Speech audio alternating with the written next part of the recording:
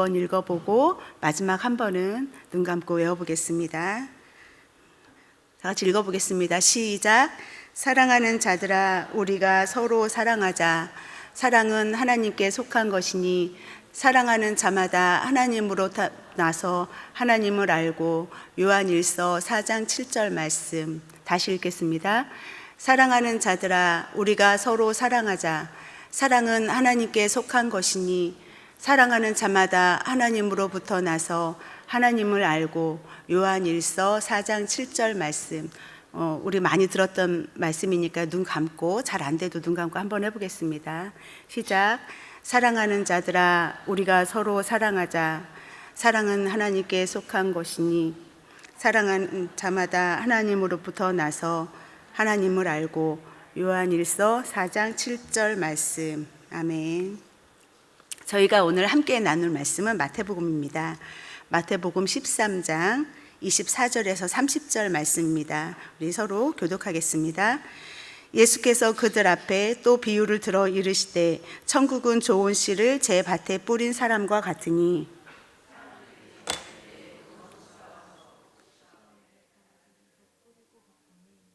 싹이 나고 결실할 때에 가라지도 보이거늘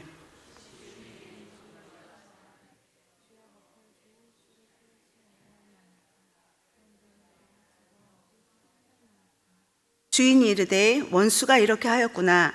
종들이 말하되 그러면 우리가 가서 이것을 뽑기를 원하시나이까?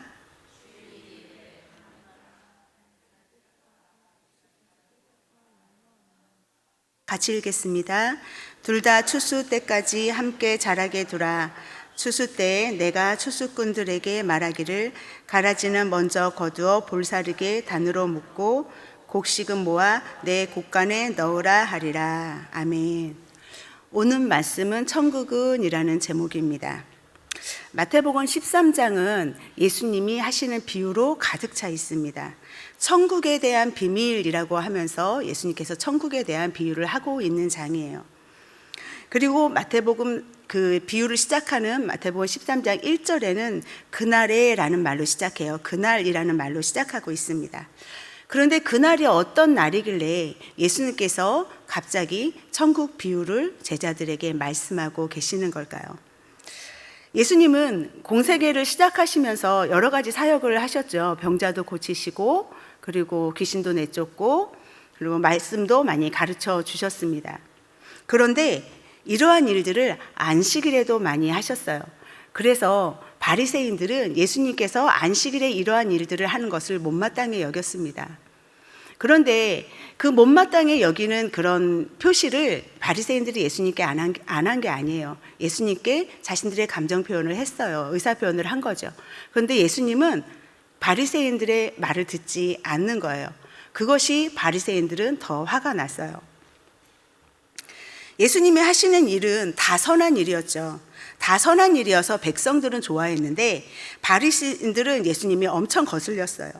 예수님의 인기가 높아지면 높아질수록 자신들의 인기는 떨어지고 이권도 떨어지고, 그런데 예수님께서 자기들의 말이라도 들으면 조금 낫겠는데 자신들의 말도 듣지 않는 거예요. 여러 가지로 화가 나는 거죠. 그래서 바리새인들은 예수님이 하는 일마다 딴지를 겁니다. 그리고 예수님을 계속해서 쫓아다니면서 공격을 해요. 오늘 저희가 읽은 말씀인 13장 전에 12장에는 그렇게 안식일에 예수님이 또 병자를 고치시는 사건이 나와요. 병자를 고치시고 귀신 들고 그리고 눈 멀고 말 못하는 사람도 고치십니다. 이것을 보고 사람들은, 보통 그 백성들은 그렇게 생각했어요. 메시아일지도 몰라. 그렇게 생각하면서 이렇게 얘기해요. 이가 다윗의 자손이 아니냐? 라고 말을 합니다. 그런데 그 말을 들은 바리새인들은 예수님에 대해서 그 사람들한테 이렇게 얘기해요. 아니다. 예수님은 귀신의 왕 바알세불을 힘입어서 지금 귀신을 내쫓고 있는 거야 라고 하면서 예수님을 폄하하고 공격합니다. 그렇게 지금 12장에서 그런 배경을 가운데 예수님은 13장에 들어와서 천국의 비밀, 천국 비유를 하고 계신 거예요. 근데 오늘은 비유이기 때문에 오늘 본문을 몇 가지로 이 비유의 단어에 대해서 좀 정리를 해볼게요.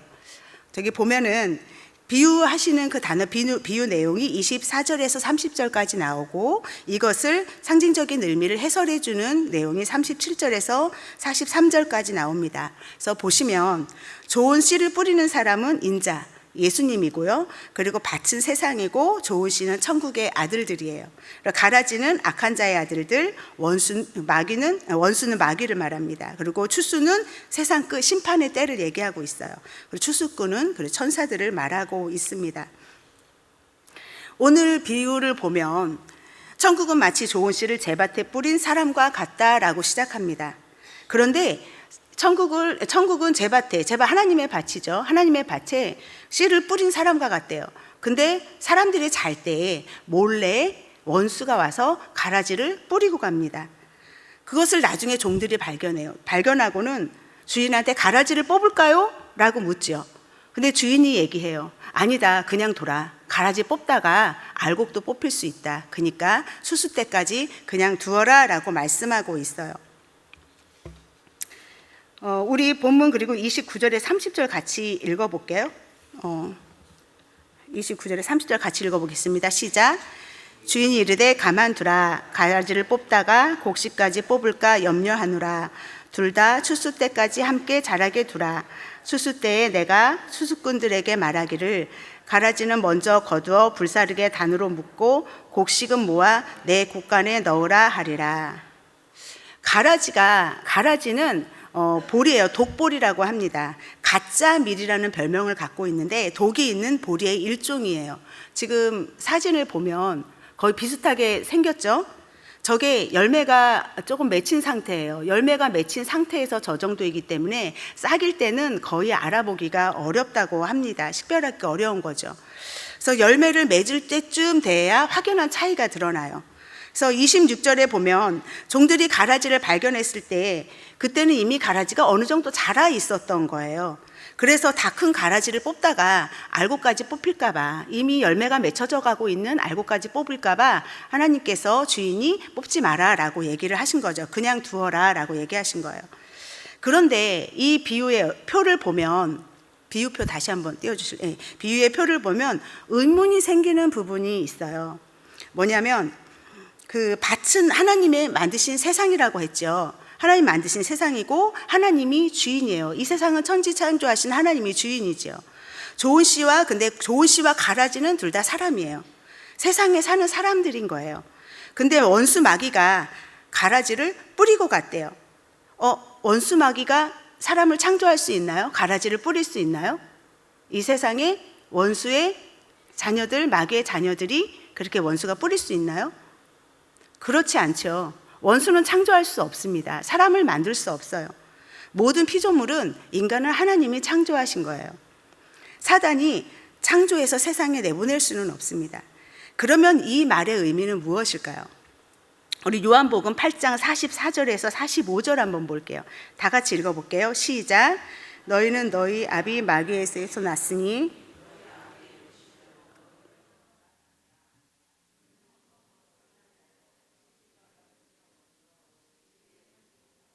거짓을 말할 때마다 제 것으로 말하나니 이는 그가 거짓말쟁이요 거짓의 아비가 되었음이라. 내가 진리를 말함으로 너희가 나를 믿지 아니하는도다. 무슨 말이죠? 무슨 의미일까요? 진리를 믿지 않고 욕심대로 행하는 자, 그들이 바로 마귀의 자녀라는 거예요. 가라지는 진리를 받아들이지 않는 사람들을 말하는 것이죠. 예수님을 영접하지 않고 오히려 예수님을 대적하는 자들, 소위 교회 밖에 있는 사람들이라고 말할 수도 있을 거예요.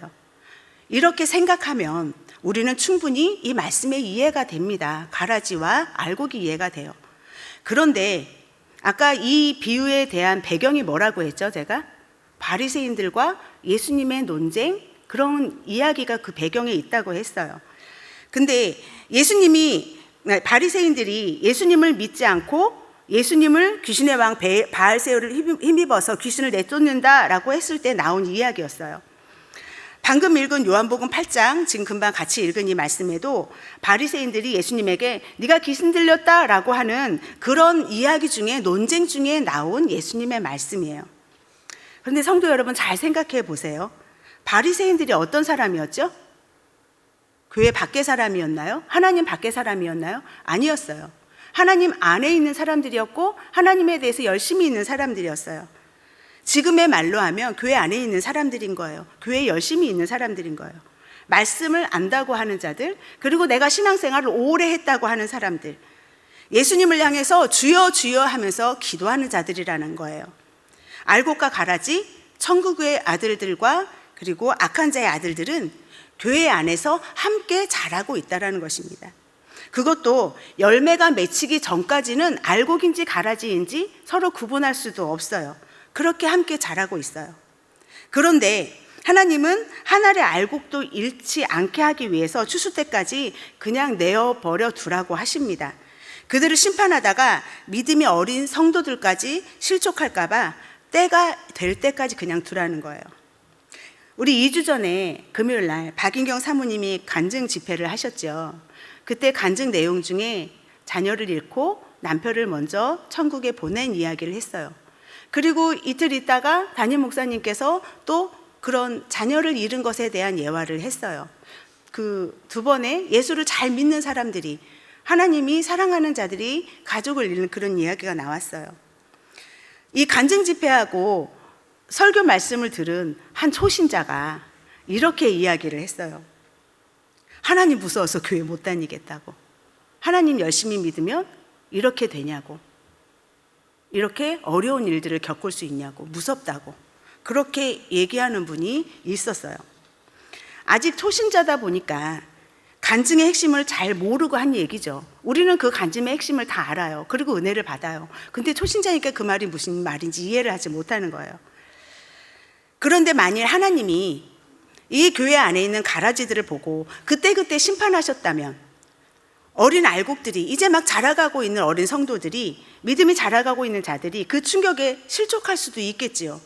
그래서 하나님은 알곡을 위해서, 한 알의 알곡이라도 위해서 가라지를 그냥 두라고 하신 거예요. 그런데 우리는 가만두지 않지요. 알곡인지 가라지인지도 모르면서 잘 구분하지도 못하면서 내 생각과 다르면 금방 판단하고 또 마음을 불편해합니다. 그러고는 그렇게 신앙생활하면 안 되지라고 생각해요.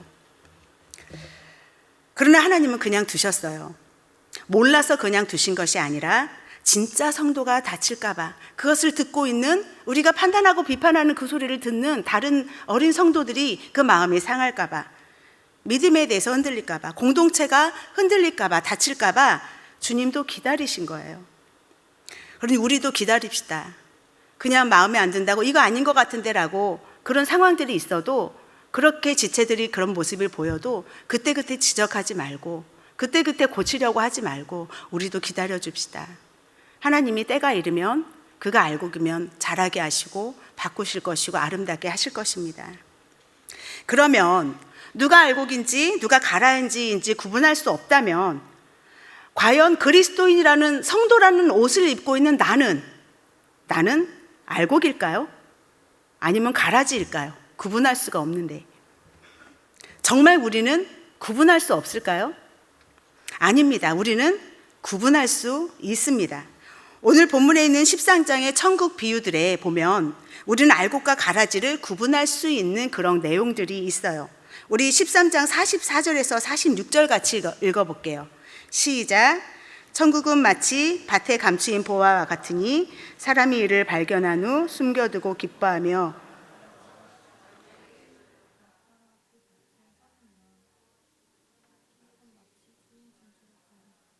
극히 값진 진주 하나를 발견하며 가서 자기의 소유를 다 팔아 그 진주를 사느니라. 천국이 무엇인가요? 천국이 뭐죠? 하나님 나라죠. 천국은 하나님 나라입니다. 하나님이 통치하시는 하나님 나라예요.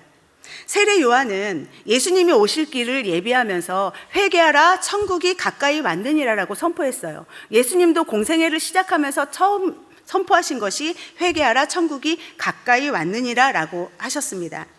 그런데 천국이 어떻게 가까이 왔어요? 종말도 아닌데 왜 천국이 가까이 왔다고 할까요? 물론 종말은 시작이 됐습니다. 천국이 오면서 종말은 시작이 됐죠. 하지만 정말 하나님이 심판하신 그때가 완전한 심판이, 완전한 종말이 이루지는 않았어요. 근데 천국이 가까이 왔다고 하고 있어요. 이 말은 바로 그리스도가 가까이 왔다라는 거예요. 예수님을 믿음으로 예수님의 통치 안으로 들어가는 하나님 나라가 가까이 왔다라고 선포하고 있는 거예요. 이것을 깨달은 사람들은 지금 읽은 비유처럼 마치 밭에 감추인 보화를 발견하고 그것을 얻기 위해서 자기 소유를 다 팔아서 그 밭을 사는 자처럼 그렇게 한다라는 거죠. 그리고 극히 값진 진주 하나를 발견하고 그 진주를 얻기 위해서 자기 소유를 다 파는 사람처럼, 그래서 그 진주를 산 자처럼, 그렇게 예수님이 삶의 전부가 된 그런 사람인 거예요. 그런 성도인 거예요. 내가 가진 소유라고는 예수님의 한 분뿐인 사람. 나에게 집이 있고 자녀가 있고 그리고 직책이 있고 명예가 있고 권력이 있어도 이 모든 것이 내 것이 아닌 것처럼 사는 자. 내 안에 있는 작은 자존심 하나도 내 것이 아니어서 충분히 버릴 수 있는 그런 삶을 사는 그런 성도라는 거예요. 그러나 이런 신앙의 마음은 사실 우리 눈에 보이지 않아요. 자신이 그런 신앙을 갖고 있어도 그렇게 고백해도 서로 모를 수 있습니다. 다른 사람의 눈에 보이지 않을 수 있어요. 하지만 그 사람의 열매는 보일 수 있습니다. 우리 13장 31절에서 33절도 같이 읽어볼게요. 시작.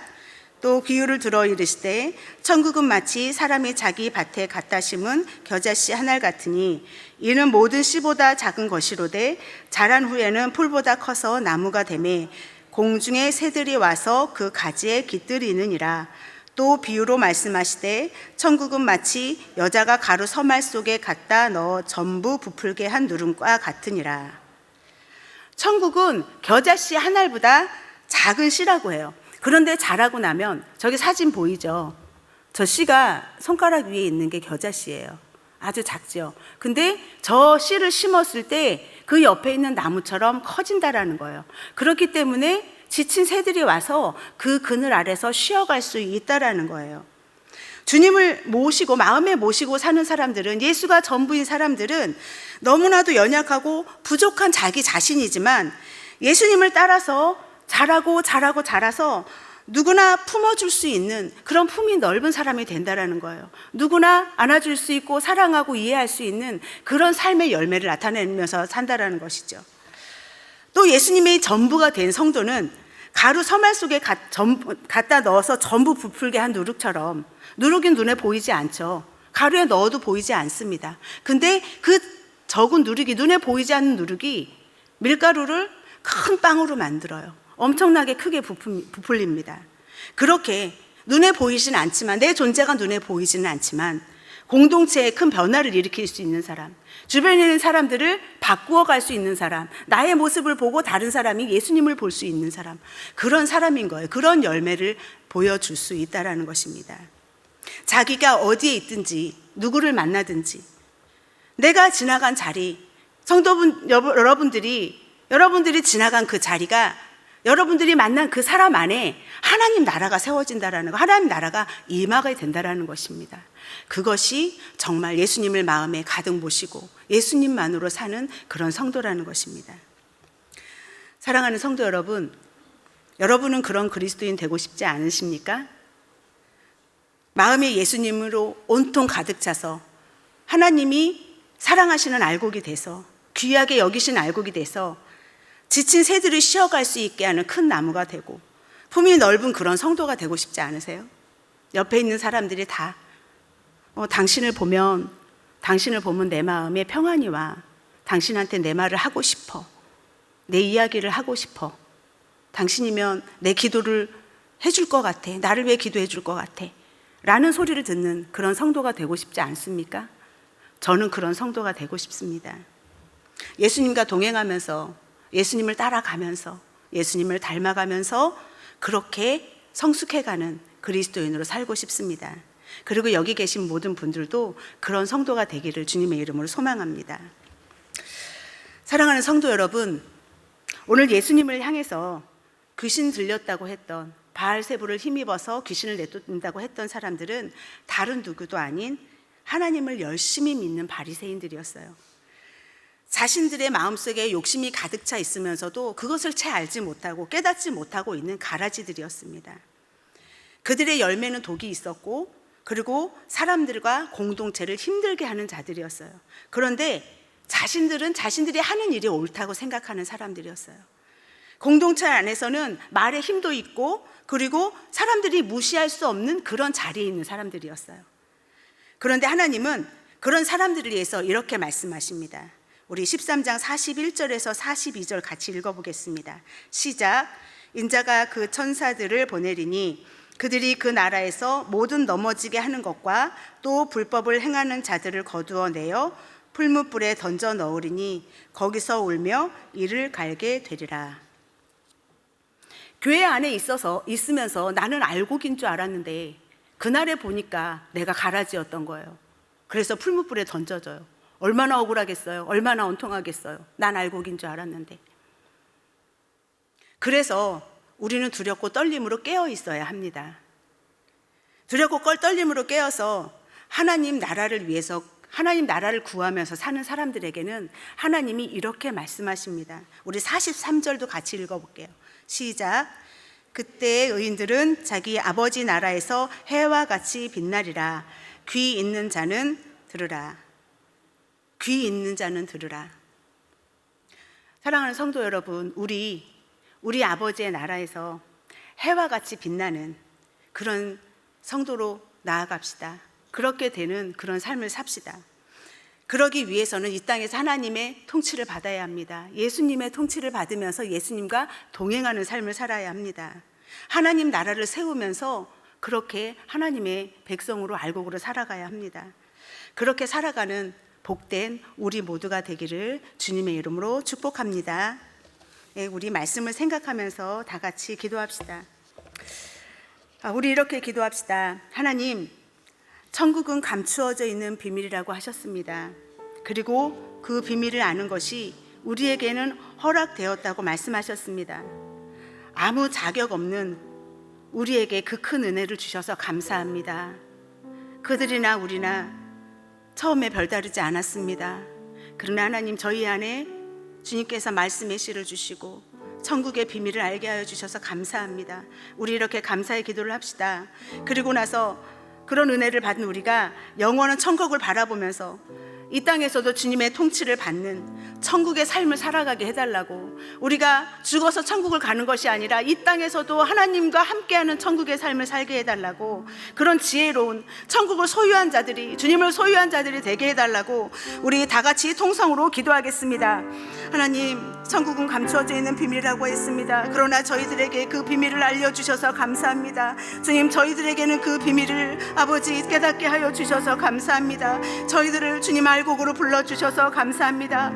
그러나 하나님, 저희가 자라는 동안에는 저희가 가라지인지 알곡인지 그 모양새를 다 알 수가 없습니다. 하나님, 그러나 저희가 삶의 열매를 나타낼 때에, 그리스도인으로서 선한 열매를 나타낼 때에, 넓은 품으로 사랑하며 아끼며 성도들을 품어줄 때에, 아버지, 이 세상의 죄악들이 내 죄인 것처럼 애통하면서 기도할 때에 하나님, 저희가 그리스도인인 것을, 저희가 알곡인 것을 모두가 알게 되어집니다. 하나님, 저희가 그런 모습으로 그런 삶을 살아내는 모두가 되어질 수 있도록 주님 은혜를 베풀어 주시옵소서. 하나님, 저희가 주님 이 땅을 살아가면서 영원한 천국을 사모하고 그 영원한 천국을 사모함으로 말미암아 이 땅에서도 영원한 천국의 삶을 살아갈 수 있도록 주님 도와주시옵소서. 주님의 통치에서 살아가는 것이, 주님과 함께 걸어가는 것이 하나님 나라에서 사는 삶입니다. 주님이 계신 곳이 하나님 나라입니다. 주님과 함께 하고 싶습니다. 하나님과 함께 걷고 싶습니다. 주님과 동행하면서 주님이 하실 그 일들을 해내면서 살아가고 싶습니다. 하나님, 저희들에게 그렇게 살아가고 싶은 갈망과 열망을 허락하여 주시고 그렇게 살아낼 수 있는 아버지 은혜도 허락하여 주시옵소서. 성령님을 저희들에게 부어주셔서 하나님 성령을 통하여서 저희가 그렇게 살아낼 수 있도록 주님 은혜를 베풀어 주시옵소서. 우리 하나를 더 기도하겠습니다. 다음 주 목요일에 수능입니다. 우리 아이들이 두렵고 떨린 마음으로 그렇게 준비하고 있을 것입니다. 준비가 다 되지 못해서 안타까운 마음, 준비를 했어도 잘할 수 있을지 염려되는 마음, 그리고 그것을 바라보면서 함께 염려하고 있는 학부모들도 있을 것입니다. 우리 아이들과 수능을 위해서 기도합시다. 그리고 19일에서 21일까지 부흥 집회가 있습니다. 그 부흥 집회를 통해서 그 부흥 집회에 나오는 모든 성도들이, 그 말씀을 듣는 모든 성도들이 하나님을 만나게 해달라고, 하나님을 만나서 우리 교회가 하나님 나라가 되게 해달라고, 이곳이 하나님이 기뻐하시는 천국의 모형이 되게 해달라고 우리 주여 한번 외치시고 다 같이 기도하시겠습니다.